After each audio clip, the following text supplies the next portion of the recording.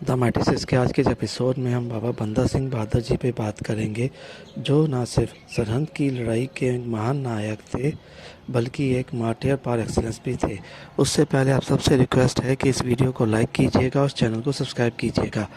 मई मई 1710 में सिखों ने बाबा बंदा सिंह बहादुर जी की कमांड में सरहद की लड़ाई चप्पड़ में लड़ी और बहुत सारी बाधाओं के विरुद्ध इस लड़ाई को जीता, जिससे न सिर्फ मुग़लों के राज का खात्मा हुआ बल्कि अगले 5 सालों तक पंजाब में सिख राज की भी स्थापना हुई। सिखों को पहली बार लगा कि वो भी मुग़लों और अफ़गानों की तरह राज कर सकते हैं, और अगर सिखों में उस समय दरार ना पड़ती तो महाराजा रणजीत सिंह जी से बहुत पहले ही ये राज प्राप्त कर लिया गया होता। दरार की वजह से न सिर्फ बाबा बंदा सिंह बहादुर जैसे एक महान नायक का बेरहमी से कत्ल हुआ, बल्कि उनके 5 साल के बेटे अजय सिंह, उनकी पत्नी और 740 सिखों को भी शहीद किया गया, और इसके बाद हजारों सिखों ने शहीदी प्राप्त की। बाबा बंदा सिंह बहादुर ने पंजाब में 1709 में पहुंचे और मुखलिसगढ़, जो कि नाहन और जगाधरी के बीच में है, उसको अपनी राजधानी बनाया।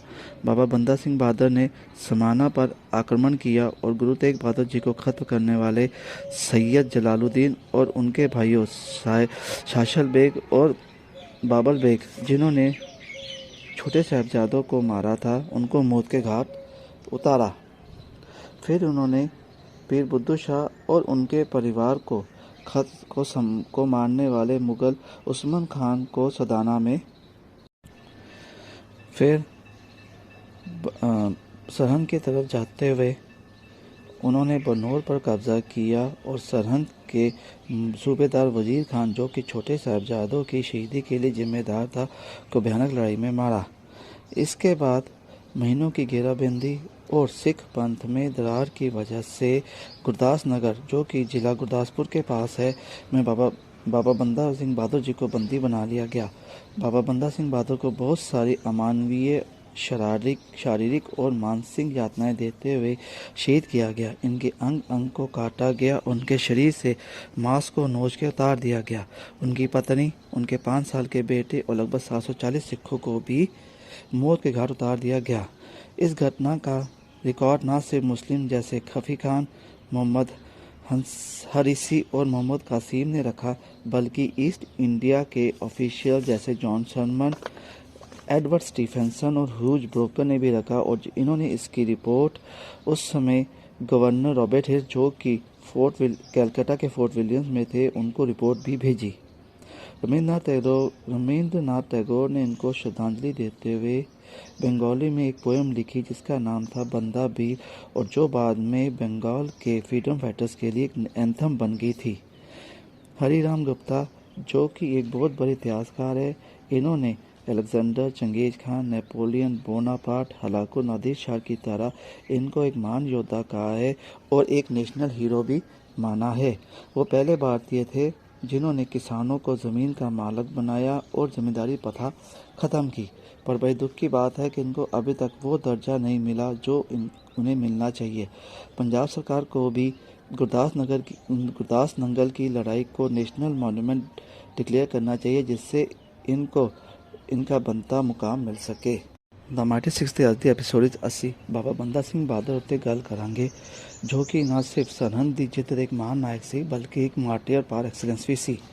ਮਈ 1700 ਇਸ ਤੋਂ ਪਹਿਲੇ ਤੁਹਾਨੂੰ ਸਭ ਨੂੰ ਰਿਕੁਐਸਟ ਹੈ ਕਿ ਇਸ ਵੀਡੀਓ ਨੂੰ ਲਾਈਕ ਕਰਨਾ ਔਰ ਚੈਨਲ ਨੂੰ ਸਬਸਕ੍ਰਾਈਬ ਕਰਨਾ।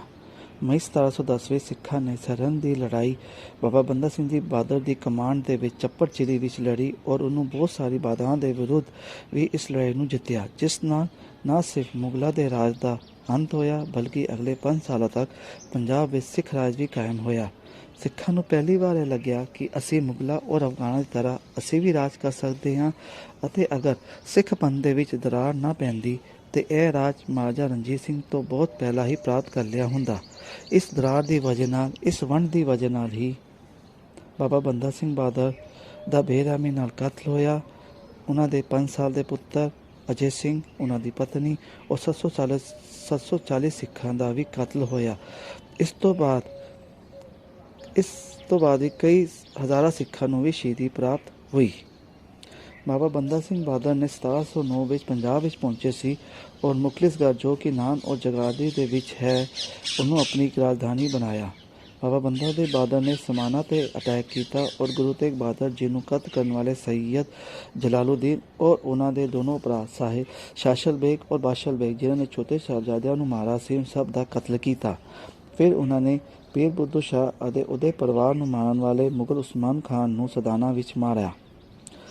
ਸਰਹੰਦ ਜਾਂਦੇ ਹੋਏ ਬਾਬਾ ਬੰਦਾ ਸਿੰਘ ਬਹਾਦਰ ਨੇ ਬਨੌਰ 'ਤੇ ਕਬਜ਼ਾ ਕੀਤਾ ਔਰ ਫਿਰ ਸਰਹੰਦ ਦੇ ਸੂਬੇਦਾਰ ਵਜ਼ੀਰ ਖਾਨ ਜੋ ਕਿ ਛੋਟੇ ਸਾਹਿਬਜ਼ਾਦਿਆਂ ਦੀ ਸ਼ਹੀਦੀ ਦਾ ਜ਼ਿੰਮੇਵਾਰ ਸੀ ਉਹਨੂੰ ਭਿਆਨਕ ਲੜਾਈ ਦੇ ਵਿੱਚ ਮਾਰਿਆ। ਫਿਰ ਇਸ ਤੋਂ ਬਾਅਦ ਕਈ ਮਹੀਨਿਆਂ ਦੀ ਘੇਰਾਬੰਦੀ ਅਤੇ ਪੰਥ ਵਿੱਚ ਦਰਾਰ ਵੰਡ ਪੈਣ ਦੇ ਕਾਰਨ ਗੁਰਦਾਸ ਨੰਗਲ ਨੇੜੇ ਗੁਰਦਾਸਪੁਰ ਭਾਈ ਬੰਦਾ ਸਿੰਘ ਬਹਾਦਰ ਨੂੰ ਬੰਦੀ ਬਣਾ ਲਿਆ ਗਿਆ। ਬਾਬਾ ਬੰਦਾ ਸਿੰਘ ਬਹਾਦਰ ਨੂੰ ਬਹੁਤ ਸਾਰੀਆਂ ਅਮਾਨਵੀय शारीरिक और मानसिक यातनाਵਾਂ ਦਿੰਦੇ ਹੋਏ ਸ਼ਹੀਦ ਕੀਤਾ ਗਿਆ। ਇਹਨਾਂ ਦੇ ਅੰਗ ਨੂੰ ਕੱਟਿਆ ਗਿਆ ਔਰ ਉਹਨਾਂ ਦੇ ਸਰੀਰ ਤੋਂ ਮਾਸ ਨੂੰ ਨੋਚ ਕੇ ਉਤਾਰ ਲਿਆ ਗਿਆ। ਉਹਨਾਂ ਦੀ ਪਤਨੀ, ਉਹਨਾਂ ਦੇ 5 ਸਾਲ ਦੇ ਬੇਟੇ ਔਰ ਲਗਭਗ 740 ਸਿੱਖਾਂ ਨੂੰ ਵੀ ਮੌਤ ਦੇ ਘਾਟ ਉਤਾਰ ਦਿੱਤਾ ਗਿਆ। ਇਹ ਘਟਨਾ ਦਾ ਰਿਕਾਰਡ ਨਾ ਸਿਰਫ ਮੁਸਲਿਮ ਜਿਵੇਂ ਕਾਫੀ ਖਾਨ, ਮੁਹੰਮਦ ਹਰੀਸੀ ਔਰ ਮੁਹੰਮਦ ਕਾਸਿਮ ਨੇ ਰੱਖਿਆ ਬਲਕਿ ਈਸਟ ਇੰਡੀਆ ਕੰਪਨੀ ਦੇ ਆਫੀਸ਼ੀਅਲ ਜਿਵੇਂ ਜੌਨ ਸਰਮਨ, ਐਡਵਰਡ ਸਟੀਵਨਸਨ ਔਰ ਹੂਜ ਬ੍ਰੋਕਰ ਨੇ ਵੀ ਰੱਖਿਆ ਔਰ ਉਹਨਾਂ ਨੇ ਇਹਦੀ ਰਿਪੋਰਟ ਕੈਲਕੱਟਾ ਦੇ ਫੋਰਟ ਵਿਲੀਅਮ ਵਿੱਚ ਗਵਰਨਰ ਰਾਬਰਟ ਹੇਜਸ ਨੂੰ ਵੀ ਕੀਤੀ। ਰਵਿੰਦਰਨਾਥ ਟੈਗੋਰ ਨੇ ਬਾਬਾ ਬੰਦਾ ਸਿੰਘ ਬਹਾਦਰ ਨੂੰ ਸ਼ਰਧਾਂਜਲੀ ਦਿੰਦੇ ਹੋਏ ਬੰਗਾਲੀ 'ਚ ਕਵਿਤਾ ਲਿਖੀ ਜਿਹਦਾ ਨਾਮ ਬੰਦਾ ਵੀਰ ਸੀ ਔਰ ਜੋ ਬਾਅਦ ਵਿੱਚ ਬੰਗਾਲ ਦੇ ਫਰੀडम ਫਾਈਟਰਸ ਲਈ ਇੱਕ ਐਂਥਮ ਵੀ ਬਣ ਗਈ।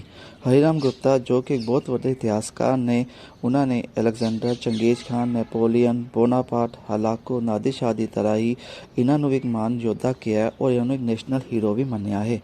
ਇਹ ਪਹਿਲੇ ਭਾਰਤੀ ਸਨ ਜਿਨ੍ਹਾਂ ਨੇ ਕਿਸਾਨਾਂ ਨੂੰ ਜ਼ਮੀਨ ਦਾ ਮਾਲਕ ਬਣਾਇਆ ਔਰ ਜ਼ਿਮੀਂਦਾਰੀ ਪ੍ਰਥਾ ਖਤਮ ਕੀ।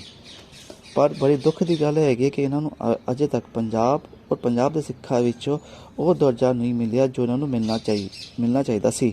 ਪੰਜਾਬ ਸਰਕਾਰ ਨੂੰ ਵੀ ਮੇਰੀ ਗੁਜ਼ਾਰਿਸ਼ ਹੈ ਕਿ ਗੁਰਦਾਸ ਨੰਗਲ ਦੀ ਲੜਾਈ ਨੂੰ ਇੱਕ ਨੈਸ਼ਨਲ ਮੋਨੂਮੈਂਟ ਡਿਕਲੇਅਰ ਕੀਤਾ ਜਾਵੇ ਤਾਂ ਕਿ ਬਾਬਾ ਬੰਦਾ ਸਿੰਘ ਬਹਾਦਰ ਨੂੰ ਇਹਨਾਂ ਦਾ ਬਣਦਾ ਹੋਇਆ ਮੁਕਾਮ ਮਿਲ ਸਕੇ। ਵਾਹਿਗੁਰੂ ਜੀ ਕਾ ਖਾਲਸਾ, ਵਾਹਿਗੁਰੂ ਜੀ ਕੀ ਫਤਿਹ।